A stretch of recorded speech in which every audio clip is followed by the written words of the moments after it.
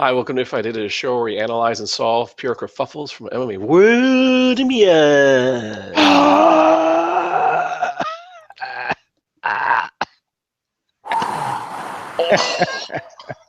7 wins across the Gobi Desert. I'm your host, Alexi Old, and joining me as always is Kid Native Bloody Elbow and EUGENE'S Robinson from Aussie.com, and author of Fight Everything Everyone Know About Ass Kicking, but we're afraid you would get your ass kicked for asking. Nailed it this week. Yeah, Try to slow it down, slow down. It was a point of pride. Yeah, you had to do it. You had to. Telling you, man. So, Eugene, you're WME-IMG. I am.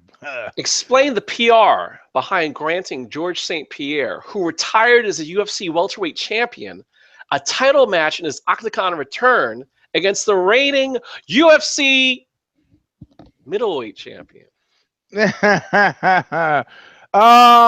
know, I think Bisping, who I've not been a super big fan of because of his robbing of Matt Hamill and his nut punching and his eye poking. And spitting. Don't forget the spitting. I think on occasion he has rare glimmers, idiot savant like glimmers of truth telling. And in this, he's like, they think that's going to be an easy fight, And if it's not, it doesn't matter, right? It's an easy fight, and if it's not, it doesn't matter. And so it's like he's having a mini Rocky moment where like nobody expects him to win. I mean, the idea is you can't. Who are you going to reintroduce GSP with? Think about, I'm WMG. Look at my problem. If I introduce, it's like, I don't know if you've read that book by Thaddeus Konvicki called The Minor Apocalypse. No one's read this. Okay, well, Thaddeus Kung okay, all right. You don't never know that. Our audience of illiterate bath salts. That's not true. Where we've had erudite people in the audience. So in this book, they're having a big Congress in town, and the opposition party chooses one guy. He goes, "You're going to be our representative." He's like, "Great. What? I'm going to sit at a table?" They go, "No," and they push across the table a gas can and a box of matches, and they say, "You're going to go to the steps of the Congress. You're going to pour the gas on yourself. You're going to set yourself aflame." And he's like, "Hey, why me?" And they said, "Well, if it were a bigger personality, the death would overshadow the protest. And if it's a smaller personality, nobody'd care. So you are perfectly mediocre and perfectly suited." And this is what WME is looking at when they have somebody against GSP. If there's somebody who's small, you say somebody from 10 to 20 in terms of the ranking, and he loses, right? Then you fucked yourself 2 ways to Sunday. If it's somebody too big, and he loses, you've made him insignificant. If it's somebody too big and he wins, you've destroyed somebody who's too big for not a guaranteed cash thing. You got to build the guy up, and this is a good way to build him up against a guy who holds a belt, who's nearly on the verge of retiring anyway. If you don't think Bisping's been cherry picking his next opponent, you're crazy. He hasn't, So somebody said, who is it? Yale Romero somewhere screaming now. It's like, man, your objective when you have that belt, and I don't give a fuck what anybody says, is to hold that piece of steel as long as possible. Come hell or high water, hook or crook, no matter what you got to do. As long as gold. Yeah, gold. Whatever. As long as you got the Q rating, you got to keep it. You got to keep it. And if it means that you got to fight a succession of old Chinese ladies with grocery bags, you do that. But, I mean, for Bisping's point of view, he can't really lose, even if he loses, I mean, he could come up with a series of excuses. He could punch him in the nuts, poke his eye. I mean, this is, if you think about it, I can't think of any fight for a GSP that actually makes more sense right about now. I'm sorry, I can't. So if I'm WMA, I go, where's my bonus? Because I did a goodie. Not a baddie. I did a goodie today. What's your technique? I did a goodie. Eugene did a duty. Well, like most Hillary voters, Eugene is overthinking this, and he's got this faith in the masterminds behind the scenes. No, you forgot. I am the mastermind. He said, you're WME. I have faith in me, baby. Yeah, exactly. Just like Alex Jones and all the other conspiracy freaks, Eugene needs to feel that somebody's in charge and somebody's masterminding all the angles and playing. Did you miss what he just said? Did you miss where he said you're WME-IMG? Did you miss that part? Yeah, it's Where the you same. been anyway? Where you been drinking? Where you been? You know, I'm Why are we drinking doing right the show now. on Why are we doing the show on Thursday? People are complaining to me about you. Where's Nate? That's a nice role reversal. What a role reversal we're having. But I bet these people aren't your corporate employers either. That's probably a nice treat. But no, this is last minute improvised shit show juggling. They wanted GSP versus Nick Diaz. That is obviously the money fight. They could have had GSP versus Anderson Silva, except they already wasted Anderson Silva on that bullshit fight that he lost but won the judge's decision on a couple weeks ago. So they are desperate for pay-per-view buys, and they need GSP on the line. I mean, a few months ago, they couldn't come to terms with GSP. Now they've had some disastrous pay-per-view drops, and they're suddenly fulfilling, they're bringing the money to the table that GSP wants. But the Diaz brothers are harder to bring in. And so, Bisping, that's all there is to it. Bisping was the next best thing they could come up with. He's a name, and the fight sort of makes sense. Plus, GSP's older. As men age, we grow wider around the belly. And so it's probably not a problem for him to make weight. And it's not like Bisping is like the most fearsome, oversized king of the middleweights anyway. I think GSP probably could have beat Bisping when they were both at their peak. So nobody's afraid of anybody here. GSP's a far more money fight for Bisping than Yoel Romero. Plus, would you rather fight GSP or Yoel Romero? I mean, come on. Right. Wait, I can get more money to fight the guy who hasn't fought in what, 4 years? Yeah. Who's smaller than me, or I can fight the scariest guy, in the division who's a zero money fight with a negative Q rating. This is a stumper. This is a stumper. So, Eugene, it's just they're throwing shit at the wall and seeing what sticks. There's no you know what? Christopher Browning said that about Hitler and the extirpation of the European Jews. Like, ding. Only minutes into the show. That there was like a series of things that had to go right before, even if he was improvising through a lot of it. But I have to say that I don't think this fight was good for for Nick. I don't think it was good for him. Diaz versus GSP? Yeah, I don't think so. I think it smacks of one of those fights. I can see Nick right now sitting at 209 to, like I'm like your hooker. I'm like your prostitute. You just give me some money. He just doesn't want to be on his back getting laid and prayed. Yeah. The reality of it is, your hooker, your prostitute. Yeah, despite on my back. Yeah, despite the horse position, what Carl Gotch used to call it. Yeah, look, the reality of it is, and some people on Knuckle Up gave me a hard time for being an seemingly anti-GSP. The reality of it is, he hasn't fought an exciting fight in a long fucking time. 4 years doesn't add any belief to the equation that maybe he's going to fight an interesting fight. And the reality of it is, if I'm Nick, I'm going like, who is this? This fight helps him. It doesn't help me. I don't need the money. I'm waiting for Conor McGregor. That's how I'm waiting for the red panty thing. Because GSP, I'm helping him. It doesn't help me. Fuck off, please. Yeah, it makes sense. But I mean, again, that had nothing to do with the question, Eugene. Yeah, well, you completely ignored that I was WME for the question. So as long as we're going off the reservation, I'm the man in the fuchsia tie. Well, in terms of going back on the reservation, Nate, you're the Academy of Motion Pictures and Sciences. Just call me Jack Valenti, baby. I got things with him and the Kennedy assassination, but we won't get into that now. Donna, laugh all you want. But see. During your in memoriam segment at the Oscars last Sunday, you accidentally used the photograph of living Australian producer Jan Chapman instead of the late costume designer Janet Patterson. How do you make amends? You don't. Nobody gives a shit about Patterson or Chapman. And plus, we'll get to this later, but you already fucked up the best picture. Yep. So nobody cares about this. Nobody cares about the dead lady or the live lady. you know, you're just like, sorry about that. You're like John Gotti when he runs over his neighbor's kid, you know, sorry about that. I mean, you scrape him off your tires and you move on down the road. No. You got that the wrong way. I know it was a neighbor who ran over John Gotti's kid, and John Gotti did care, and so did his wife, and supposedly the neighbor had an appointment with a whole bunch of electric turkey knives, but you know, that's all. Hey, you know what? That was a happy wife is a happy life thing.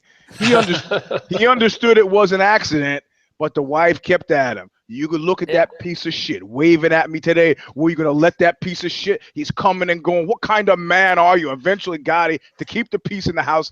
I mean, I could see him shrugging when he's talking to the guy. Look, buddy, I don't want to kill you, but you know. You think he said that as he was zin with the electric turkey knife? Like, look, the wife is busting my balls. I gotta kill you. You know? No, he might have been like, every goddamn thing she was saying with you. That's right, exactly. Why couldn't you watch where you're driving? Why couldn't you watch where you're driving? Hey, look, the only time they got those guys to talk is when they said, well, we got a subpoena of your phone records here. Why don't look? I understand you guys and your omerta. We're gonna go ask your wives if they can identify some of these phone numbers, and then the guys start talking really quickly. Is that why Sammy the Bull flipped? That's like not a why pancake? That's not why he flipped. But all these other guys were like, okay. All right, you dirty fucks. I don't want my wife looking at the phone bill. I'll start talking. So what would you do? I heard they use those, you know, those things they have at the deli that shave the ham so thin. Yeah. I imagine they use a lot of things like that. But what would you do? If like the start of World War I, if it's me, I whirl around and I punch Pricewaterhouse in the face and fire them and fire that guy Brian Cullinan and then call it a day. For the in memoriam thing, man. I don't care.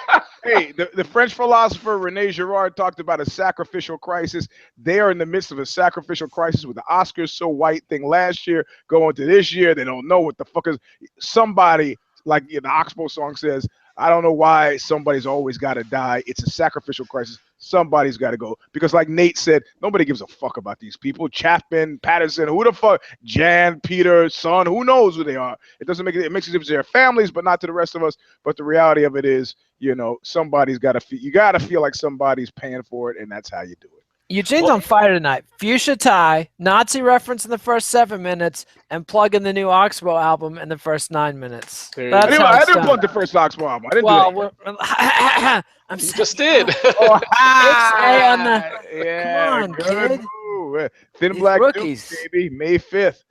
So from a thin black duke to a fat black ass, because Eugene, you're Nicki Minaj. Oh my God. Now wait, black? Yeah, she and Mariah Carey, both black. I see. Based on the one drop rule? One drop. There are a lot of drops. She's not Blasian. She's a drop. She's not Blasian, right? So she's a Trinidadian chick. But then again, you have different kinds of people in Trinidad. Well, anyway. Yes. After you dissed fellow rapper Remy Ma on Friday, she penned and released a response that thoroughly bodied every aspect of your professional and private life, ranging from your alleged use of ghostwriters, coonery, your botched butt. I want it noted that he actually whipped out into the show coonery. Great. A word I can't even say. +1 for Alexi. Thank you. Inspiring lethal body imagery to impressionable black girls, stupidity and bullying Mariah Carey, Miley Cyrus, Taylor Swift, performing sexual acts to advance your career, and your brother's upcoming pedophilia rape case. Since you have more bank in the tank from the junk in your trunk, should you just move on and take this L?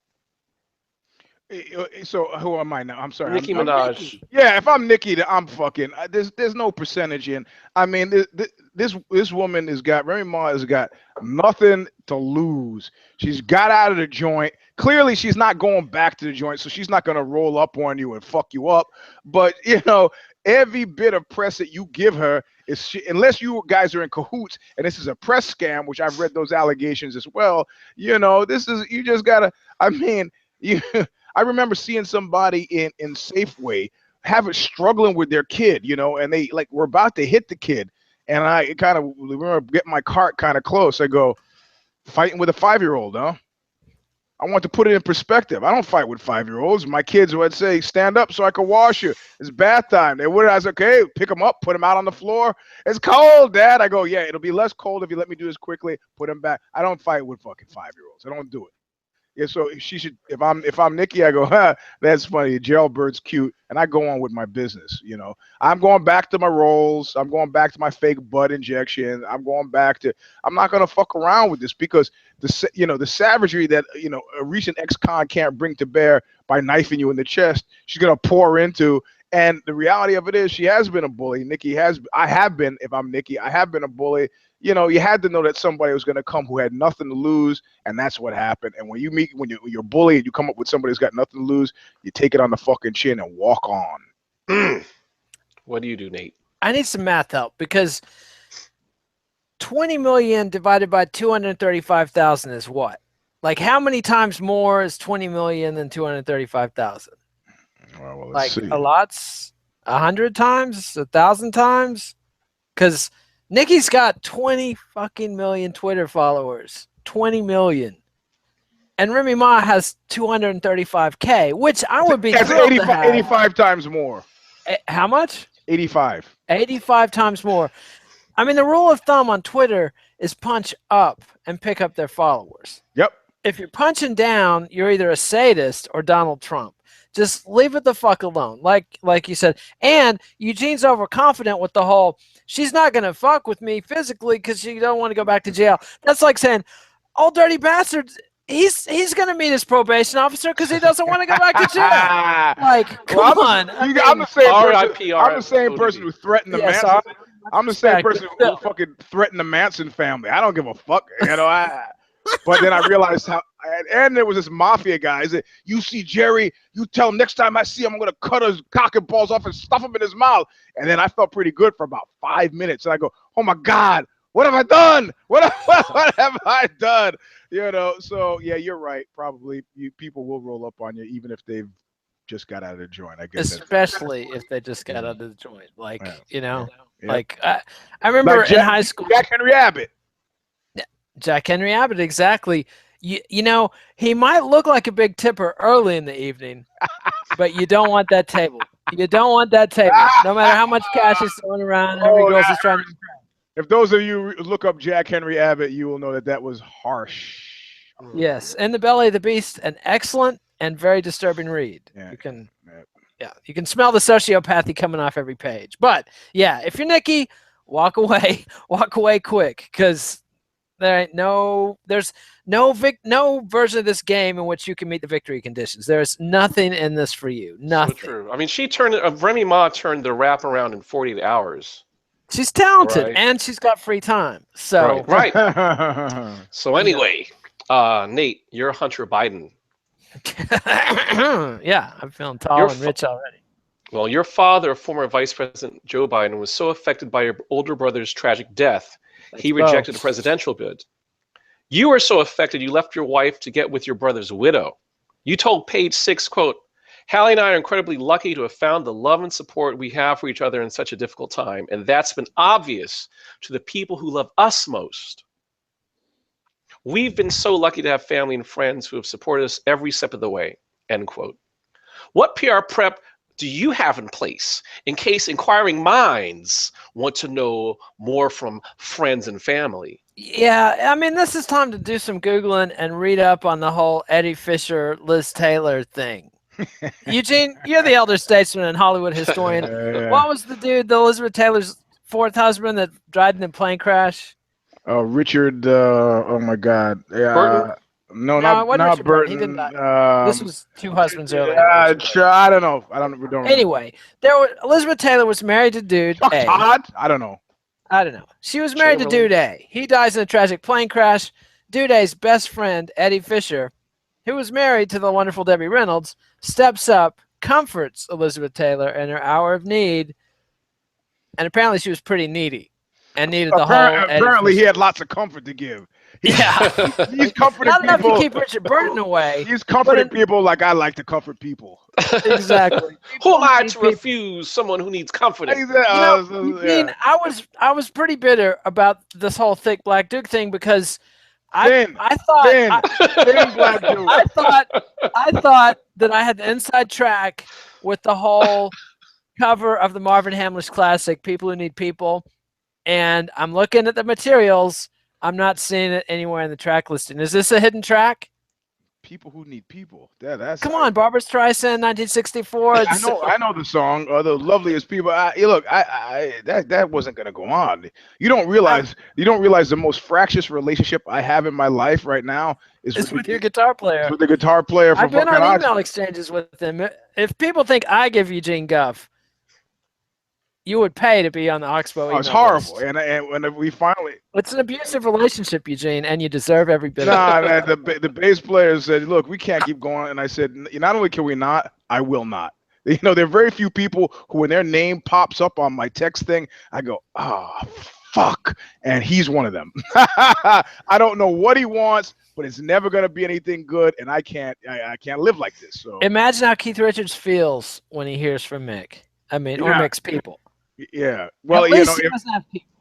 If my guitar player had made me several $100 million, I might be more amenable to getting phone calls from him, you know. every band story boils down to this. It's this lifelong war of attrition. As long as the reality is he thinks I'm stealing his fucking thunder. But we've had 10 years of not doing anything, and during that 10 years, he's managed to not do too much with his fucking incredible skill as a guitar player. So it's clearly an issue of drive and will. Unless, you know, I mean, if you want to being the front man. Nah. If I had the fucking skill to be a guitar player, I would be all over that shit. Instead, he's in bed eating chocolates and patting him, congratulating himself. So you're saying he's a lazy white man? You're making it racist. You're making it racist. I didn't say anything about white at all. I see. You don't know that guy's background. It was implied. I've seen the album covers. It was implied. But anyway. You mean the album covers? We don't have photos on the album covers. You have the photos on Facebook. Nate's hallucinating racism. Anyway, Alexi, get the show back on track. So wait, where was I with the whole Marvin Hamlish thing? I don't know where I was going. He comes into Comforter. And she needs a lot of comforting. And there's a certain frisson. You know, people get laid at weddings, right? Like everybody knows. I like it noted that you mispronounced that word, but okay. What, frisson? Oh man. What? I was hoping you just say it again. Laid? I want to say college.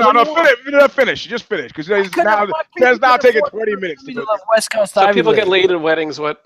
People get laid at weddings. Everybody knows this, right? Like you've all had an experience or heard a story.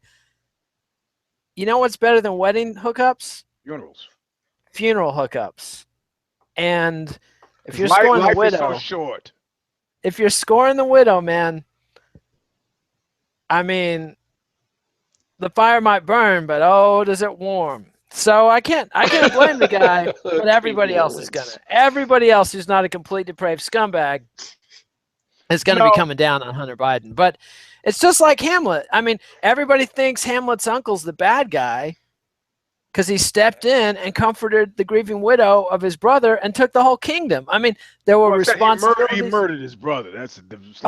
Allegedly. You going to believe Hamlet's version? The kid was a psychopath. He kills everybody in the play. I mean, come on. He didn't kill Ophelia. He didn't kill Ophelia. So what do you do, Hunter? In terms of your friends and family, like what do you do? What's your PR plan to, kind of keep them in check or have a certain narrative in place? I'd start working on my presidential campaign now. And I mean, actually, the guy's got to be high on incest or virtual incest here. And once you've gone for it like this and burnt all those bridges, there's no PR advice I can give you. It's like saying, wipe the feces off your face. Like, no, this is the point where if I'm there, I go, hey, and I call my office assistant. Get me the Woody Allen book, will you? The Woody Allen, right next to the Polanski book. Just get it. Oh. And then I sit down and I say, look, according to this, your best bet is just say the heart wants what it wants, period, and go on to the next page. Love is non-consensual. Huh? I mean, and also any married guy. How long was he with the wife number one? Not forever. Long enough for her to probably abuse the fuck out of him. So he's like looking around and go, my sister-in-law Sure, blame the victim. I don't know Blame the victim. what is she gonna do now. I saw she's so Another lonely retrograde sexist baby boomer blaming the victim. crying on my shoulder, and you know, Mhm. I'm gonna help out in some small way. You know, I think my brother would want it this way. I mean, and the reality of it, it's pretty fucking clean if you think about it, right? Because the blood relation is dead. I mean, it's not like they have to see wife number one at Thanksgiving or Christmas dinner. She's out, you know, and wife number two is there and in a positive setting. I mean, you could actually spin this to your advantage if you're that type of guy, you know. You could actually play, you know, because so you're thinking you're gonna dump your wife for your brother's widow and still show up for Christmas. That's what you're thinking. Your first wife is part of is part of another family, man. You think fucking Joe is gonna turn against his son? I know of instances in which the blood relation has behaved so abominably that the in-law or ex-in-law stays with the family. This is the kind of thing where they say something. Oh, those guys. They'll go back historically. Oh, those guys always like the same sneakers. What? The thing is, if you think about what are you talking about? If you also they always like the same thing. But if you think about the odds, right? Because if you think about it, if a decision has to be made to pick somebody, right? Mm-hmm. I guess what you're suggesting, Eugene, is for the first wife, right? You have her, and you have your son, and then you have your daughter-in-law, right? So you have two daughter-in-laws. So you know you're keeping one, getting rid of the other. So it could be they all hated the first daughter-in-law. Could be. Hey, would it be wrong to wonder if Joe might need to comfort the? Ooh, that would be. Oh, no, is that Ron Wood? Wood? Like No. Wyman and his kid with the. Yeah, debate. Right. Who was that? Was that Wyman or was that? It was the Rolling Stone where he married the 13-year-old and his 18-year-old son married her 40-something-year-old mother. Yes, was that Wyman? That was Bill Wyman. I was gonna smear Brian Ferry, but I'm glad you got to help me with that. Well, there you go. Yeah, no. Well, speaking about smearing, Eugene, you're a congressional Republican. Oh, here. I'm sorry. I can't see that. Kid Nate, you see this? Frisian, you got to talk while you're pointing at the camera. Oh, sorry. Anyway, let's go on. You didn't help me at all. Say it. If you're so smart, say it correctly. We can save it for the Lost Battalion. Okay, let's go.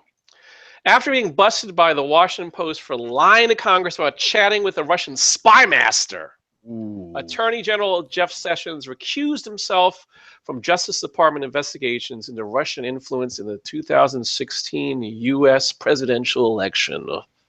With Russia on everybody's mind, your Republican colleagues buckling to pressure, and a president who neither forgives nor forgets his enemies.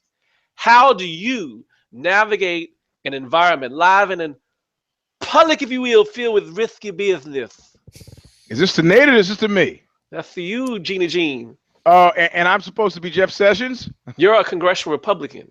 If I'm congressional Republican, I hang my head, I ask for a bottle, and I realize I am fucking fucked. I am fucked forward. Like, I mean, first of all, you have to know that this is like one of those things, what do they call it? A war of attrition, right? The longer it goes on, the better they're going to be. At some point, Trump has come out and said, you know what? He's still my guy. And I can see Democrats going, perfect. Keep him there. Because as long as he's there, we can ask, what did he know? When did he know it? What they say? Who they say? What can we subpoena? Who can we subpoena? How low can we go? And now that you mentioned it, in the first month of this investigation, oh, look what else we found. That guy, if this was Russia, that guy would be drinking polonium tea right now. You fucking know it. You know, he's not helping anybody but the opposition party being where he is now. He has got to go. He's got to go. You staunch the bleeding. You don't want to see him weak. You staunch the bleeding. Maybe he comes up with a family issue, maybe. But if you think you're going to Trump and banding your way out of this and just ignore it, like my collector buddies used to say, ignoring this won't make it go away. Now you can say, well, it doesn't have legs because there's a perfusion, and he was so presidential the other night. The Dr. Jekyll, Mr. Trump thing was really working out. We can just kind of scoot by this. You got to realize you're dealing with a fucking desperate counterparty, and they will hold on to whatever they hold on because it's that or slip into the inky brine, and they got him. They fucking got him. How reckless can you get? How reckless can you get? You know, it's like you know, when if your wife says, "Hey, were you downtown today?" She's not asking you a question. She knows you were downtown. She's trying to see how stupid you fucking are, and that's what happened with his. Whoa! Oh no! You said if I had met with him in my capacity as this, I really meant, nah, we didn't say any of that shit. We said, did you know him? You know? So now he's playing the game and he's going to get got. And, you know, at this point now, you know who I heard today on the radio? I'm like, man, who is this Democratic firebrand? Man, this guy's making great points. Who the fuck is this guy? And at the end, they said, David Fogelflake spent 5 minutes with Marco Rubio. Marco Rubio! I thought he was a Democratic firebrand.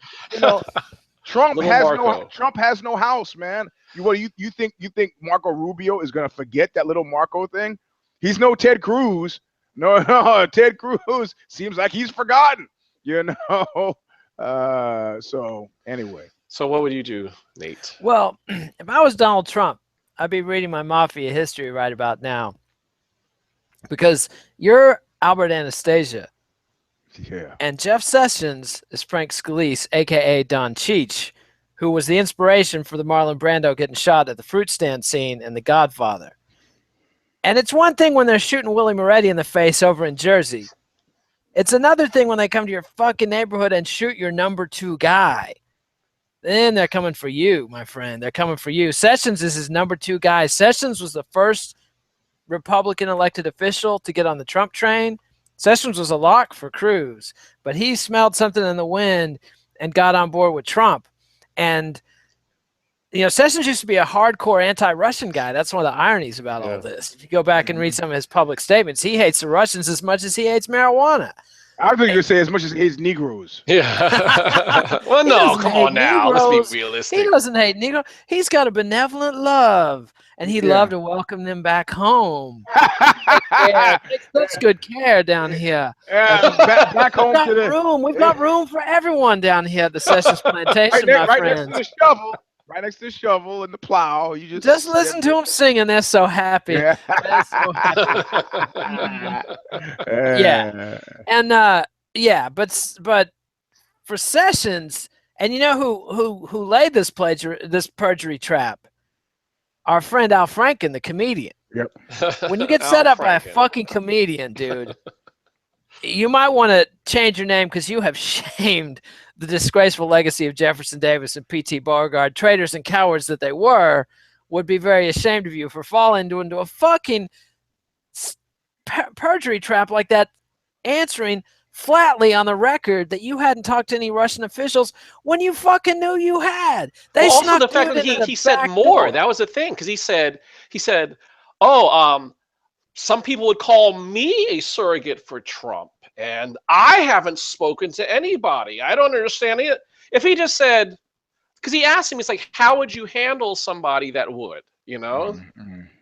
And to flatly, like, you need to study your Bill Clinton and the meaning of is, and the weaseling and the bobbing and the weaving. Yeah. Listen to Clinton.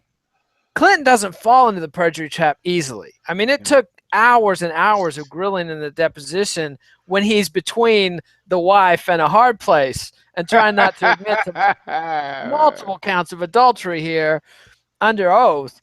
Like, Sessions should have known better. He should have weaved or bobbed or I can't recall or not in my capacity as a campaign official. Or perhaps I met with the ambassador as a member of the Senate Armed Services Committee. Now, one thing that slipped by, though, his colleague on that committee, Senator Claire McCaskill of Missouri, she went out all tweeting, I'm on that committee. I've never met with the Russian ambassador. And it's like, His Twitter never forgets, because they had some some of these Bernie Sanders Democrats popping up with tweets from 2013.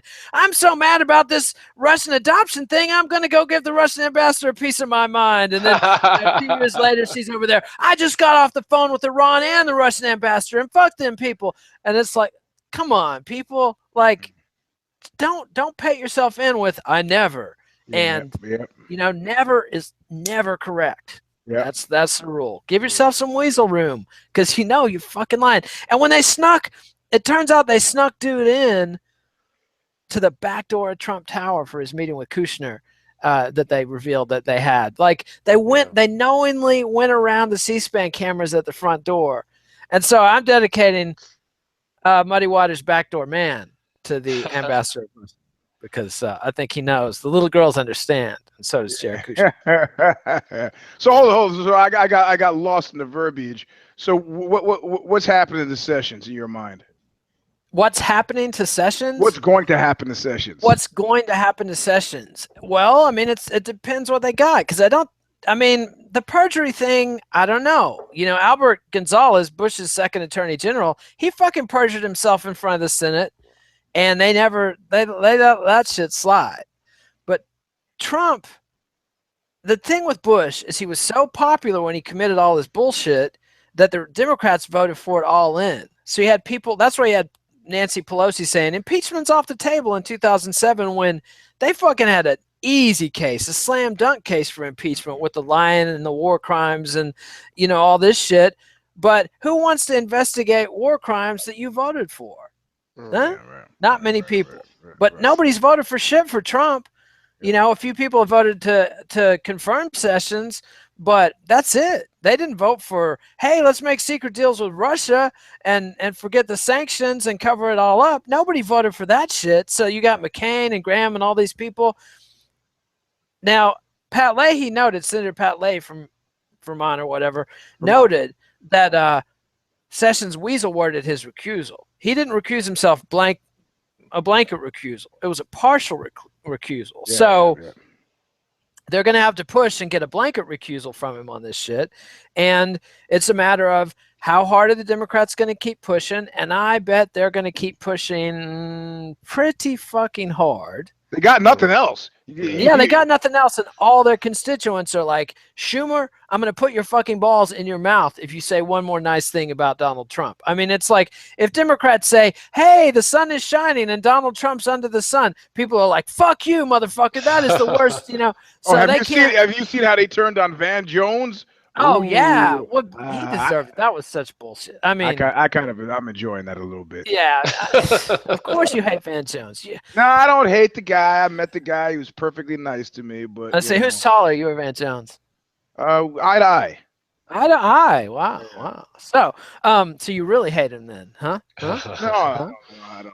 I got weirded out with Magic Johnson. All I could think about was taking him down and beating him up, because I didn't like how he was towering over me. I had to look up at him. I was like, see, that's how I feel about like 90% of the men that I meet. So now I understand your anger. Yes. In fact, when I got back to the office, my boss at the time, this guy Perry Grayson, he came running up to me because he saw the photos. He was like, how'd it feel? And I knew right away what he's talking about. I go, man, I didn't like it. He goes, you didn't like it, did you? That's what my life is like all the time. He was about 5'3". I was like, I got it, Perry. Got it, man. Napoleon. It's the Napoleon complex. But it might as well be the Napoleon simplex, because it's not complicated. It's, Well, I know a guy, a paratrooper from Kentucky. He would stand like an inch away from taller guys. He was like about 5'2", would stand like chin to chin. He's like, it makes him uncomfortable, and I'm glad. And they got to back up and bend down. I do it all the time. I love it. Well, Charlie Manson learned in his study of mind control to always take the high ground. Like, Manson would be meeting with people.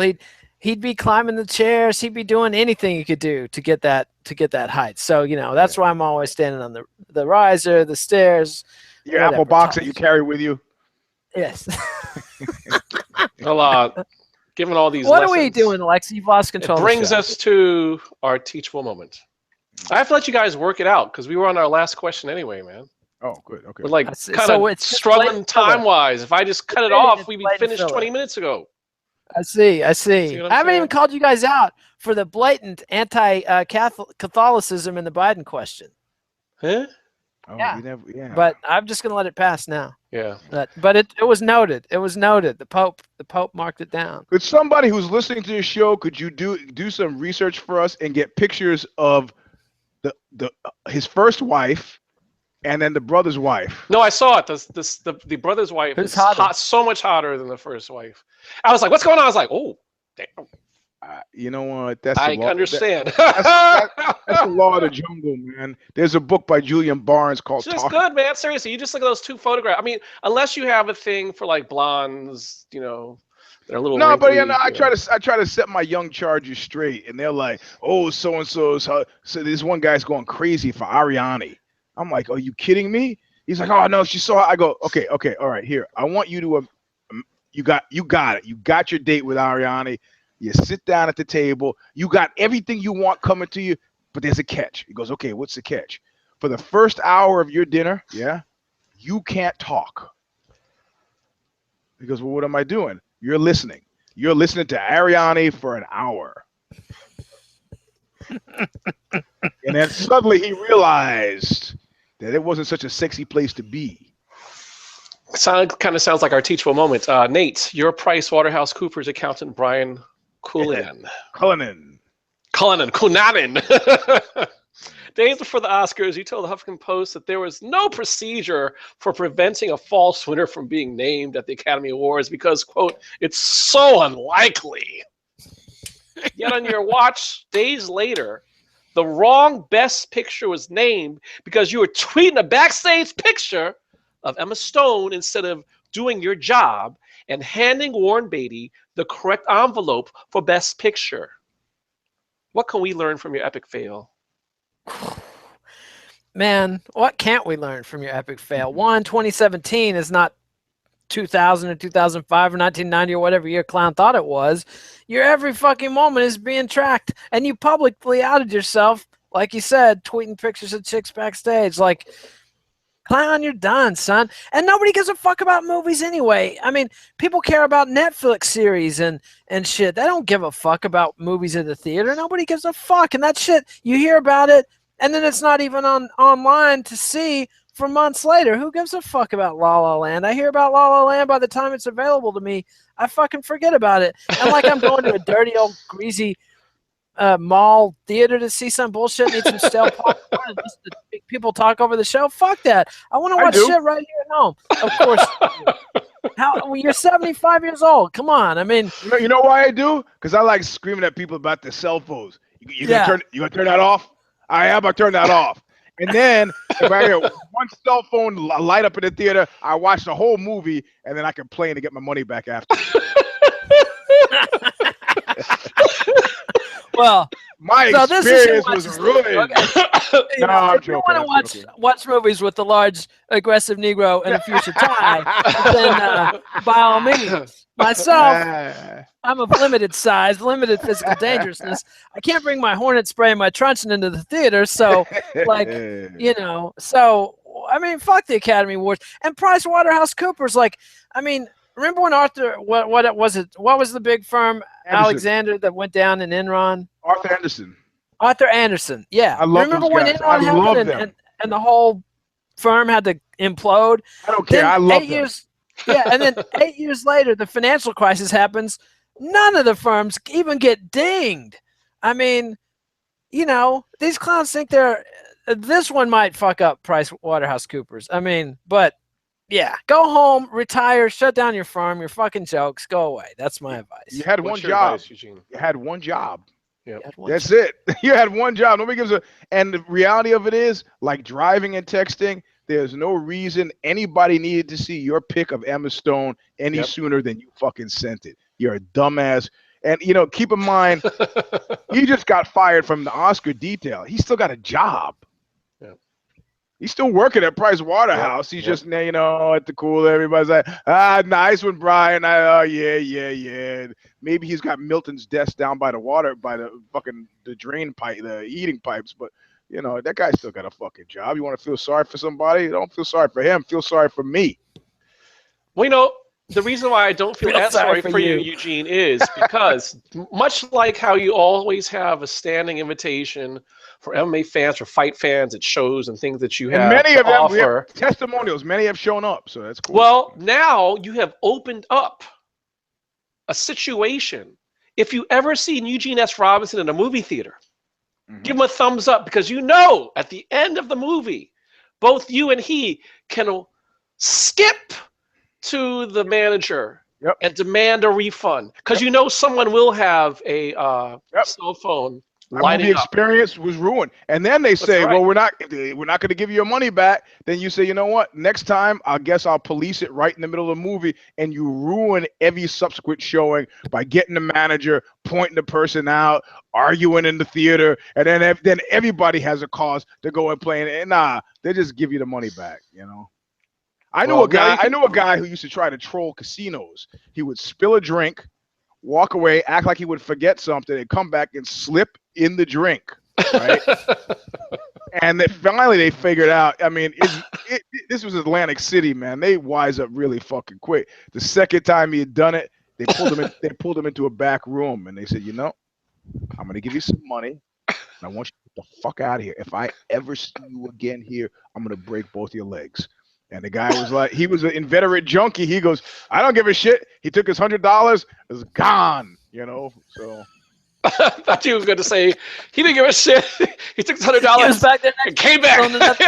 Oh, my drink. Oh, he is actually like that guy.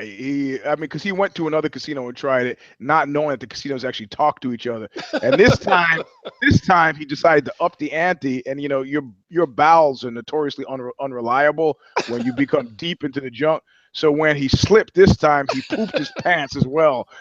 And so he's sitting in the office with poopy pants, and he's whining and complaining. And that's when they told him every casino knows who you are now. If any of us, we see you, you're fucking dead. So. Man. That brings us to Nate's heel turn. Oh, this one's just been sitting and waiting for me. It was inevitable. Anybody who knows me and says, what time of year is it? Is this early March? Is it getting close to Nate's birthday and South by Southwest? I bet he's getting real cranky and irritable and tired of people puking in his recycling bin at 8:30 in the morning, and sick of seeing acid fried freaks yelling in traffic at 5:30 in the afternoon. And sure enough, they give it to me on a platter. Fucking some band I never heard of or don't care about, Told Slant, tweets out, after looking through this contract sent to me by South by Southwest, I have decided to cancel Todd Slant's performance at the festival. And he has a little screenshot of some verbiage that some clever lawyer, no offense, Alexi, I don't hold it against you. I'm married to a lawyer. Hey, I'm not anti-legalistic, but he tweets out this shitty clause that some smart-ass lawyer put in the South by South contract years ago and says, if South by Southwest determines in its sole discretion that showcasing acts or their representatives have acted in ways that adversely affect the viability of their official South by Southwest showcase, i.e., if they play a free show somewhere else in Austin while they're here in town for South by, the following actions are available. Blah, blah, blah this, blah, blah, blah that. Hotels will be canceled. Artist credentials will be canceled. South by Southwest will notify the appropriate U.S. immigration authorities of the above actions. So they're on board the Trump train all of a sudden. I was like, Christmas in March, man. Fucking South by Southwest has tied themselves to the least popular political figures in Texas, in Austin anyway, and in America with liberals, Donald Trump and Texas Governor Greg Abbott, who are pulling shit like having ICE camp out at the grocery store next to the high school so they can deport some fucking 17-year-olds and shit like that. Like Austin has had more non-criminal deportations than the rest of the country combined. I'm led to understand. I could be incorrect on that. But like we're getting fucked here by the ICE. We hate Greg Abbott. We hate Donald Trump. And now South by has got themselves fucking chained to these assholes. So that's my heel turn. Fuck you, South by Southwest. go to hell, die, get out of my town, go to Abilene, go to Salt Lake City. Provo is a beautiful city this time of fucking year. I bet music fans would have a delightful time. Get the fuck out. Of course, yeah, Mr. Music Biz over here, Eugene, sends me some Facebook post by Gerard Kozlow at Matador Records, who points out there's a whole bunch more to this story, and the band was had already fucked up anyway, and probably was getting dropped from the thing or something. But who needs facts? Yeah, and this clause has been in their contract. And the guy had cut and pasted shit to make it seem. Yeah, I twisted the story. So basically, Eugene's ruining Christmas once again. Eugene's like my big brother here, coming along, telling me that Santa Claus is bullshit. And Santa Claus is dead. He's dead. It's one of those things, Eugene. Maybe you're right on the facts. This is what I told my kid when he spoiled Santa for his little sister. You're right on the facts, Dash. Nobody cares. Everybody thinks you're the bad guy because your little sister's crying. Right. And so Eugene tried to ruin Christmas in March for me. And I said, fuck no. Fuck South by Southwest. Get the fuck out of town. There, that's the hill. You know, your kid is like the second person I know named Dash. You know that? Yeah? My kid, she was on a wrestling team with a guy named Dash. So. Does he ruin Santa for siblings too? Nah, this I don't know. I've not been a fan of South by Southwest for a long time. When they started trying to tell me that, you know, Keith Richards on the panel was that they were still an alternative venue for voices. I mean, and that whole thing with not playing more. When Oxbow went out in style. We played like 4 fucking shows, and they were just like, it's Oxbow, leave him be. You can't get the guy to put his pants on. You're not going to get him. That's right. The Spiros thing, the riot, and so. And they had the whole Gamergate thing last year, right? Didn't they? Yeah, it's not been to me when people say they're excited about going to South by Southwest. It's become one of those things like, you know, I hate to be a snob, but it's become one of those things like Rube. It's like, you know, it's like, man, I got a new members only jacket. Oh, man, really? I'm rocking OP over here, clown. Well, that's okay. Now it'll be a retro thing you could say, but you know, there's a point at which like people are doing the uncool thing, and you don't want to tell them because you enjoy their misery. That's South by. Go play Puckle Pop. Go to CMJ. Go to the Mission Creek Music Festival in San Francisco. Noise. But South by Southwest is fucking played, Jack. When all those guys that you hate from high school, you start to see them in vast profusion. You know, some guy tried to. They're not just coming here. They're fucking getting drunk, jumping in a car, and running down like 15 people at a time. Like that guy. And there's a guy who walked up to us in a club trying to sell us on his new app. We need early stage investors for a new. Okay, all right. I'm coming from Silicon Valley right now. I don't think you're a fucking prick. What does the app do? It's great, man. It tells you where you are. So let me get that straight. So if I don't know I'm at Emo's, it tells me I'm at Emo's. He goes, exactly. Get the fuck out of here. Get the fuck out of here. Are you fucking kidding me? And the guy didn't get it. He didn't get it. So that show's been dead for years. As far as and sounds like one consolation, thanks to global warming, this is no longer the best week of weather in the year anymore. So well, I've been to Austin since then, non-South by Southwest. It's great. I go to that crab place down off of River Road that I love. We just throw the crab shit on the floor. That's the only reason to go there. I'm sure you never eat there, but no, it's for tourists and yokels. But anyway, enjoy. I'm glad you're enjoying it. Yeah. All right. Who eats seafood in Austin? We're fucking 6 hours from the ocean. Come on. They fly it in. They said they fly it in. Those magical crabs flying with their wings. The appeal is he can throw his offal first class, baby. First class lobsters. I can throw my leftovers on the floor. This is great. It's just like home. It's just like a home. So. I'm not cleaning up. He's still trying to wrangle a dinner invitation. This is why, Eugene. All right, so look, there's nobody in the Lost Battalion this week. Sorry. However, what? No, there's nobody, nothing. But I've gotten hyped up on this thing suggested by Joe Hoss, one of the commenters, and he said, "Look, I'm going to put myself in charge of the LB watch list." And I find that eminently more exciting, you know. And I put last show, if you remember, I put GSP on the LB watch list because he would say, I guess it was a Knuckle Up where I read his quote and people were like, oh, he's not finished yet. But the great thing about the watch list is it's like if you want a pari-mutuel kind of betting scheme, if you want a Vegas inside track on who's going to be there next, that's what the watch list is good for. And people send me stuff. Like that's where I start calling, Johnny Boney Joni, bearded and pudgy, also known as Budgie. And then right after he shaves his fucking beard. That's kind of watch listy because you gotta track these guys before. I mean, it seems to you that suddenly they end up in the Lost Battalion. But then there is a series of steps to getting there. And so somebody tweets me something this week. You know what it was? I'm looking. I go, oh, it's a bunch of fighters. Oh, that's cool. It's a bunch of fighters. Oh, look. Oh, yeah, I recognize that guy, Stipe. Oh, Stipe. And Stipe, he's training with Chris Weidman. Beep, beep, beep, beep, beep, beep. The watch list, the fucking alarm went off.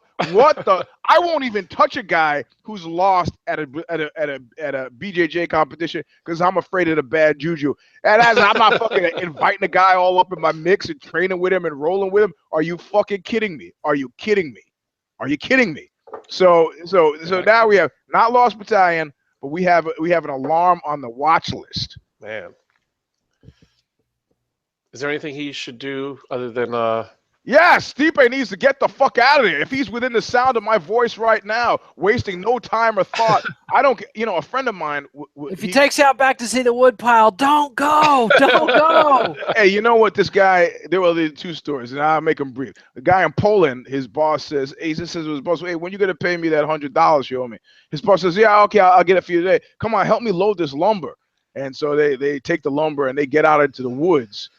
The guy never questioning why they're taking lumber to the woods, and he jumps out of the cab, and his boss starts hacking him with the fucking machete, and he leaves him there and pulls off. Right, the guy crawls to the roadside, is found, says my boss killed me, and they arrested the boss. The guy had some rehab, but he lived, and he lived knowing that his boss chose to kill him over $100 fucking.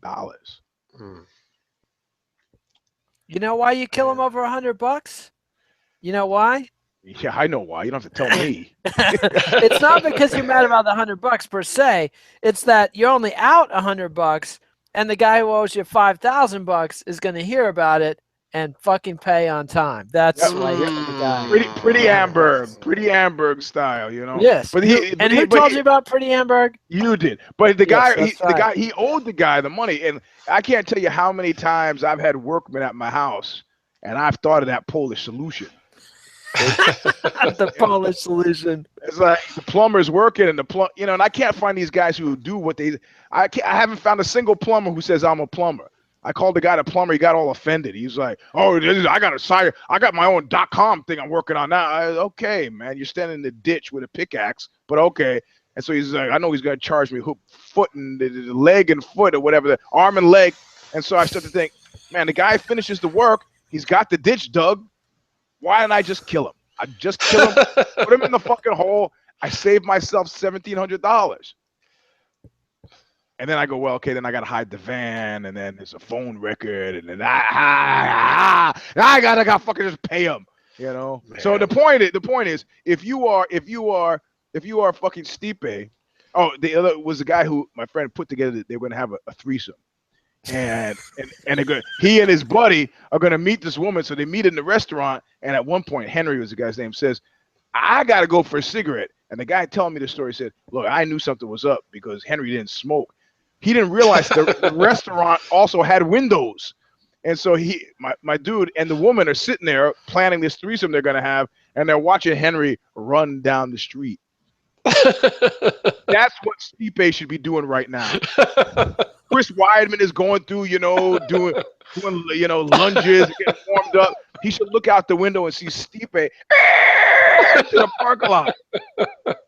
Hey, let's do some sprawl drills. Yeah, you warm up, buddy. I'll be right back. Boom. It's true. I was once embroiled in the middle of a full-on barroom brawl. It's the only time I've ever seen it. Like the whole room erupted. Somebody's running, yelling for the gun, getting the gun out behind the counter. Chicks are fighting, dudes are fighting.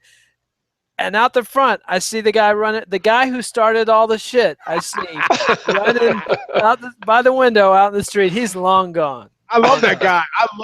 That guy's a survivor. You know. Well, thank you for joining us. Follow us on Twitter at Eugene Robinson and Nate Alexiol. Please give us a thumbs up, Eugene. And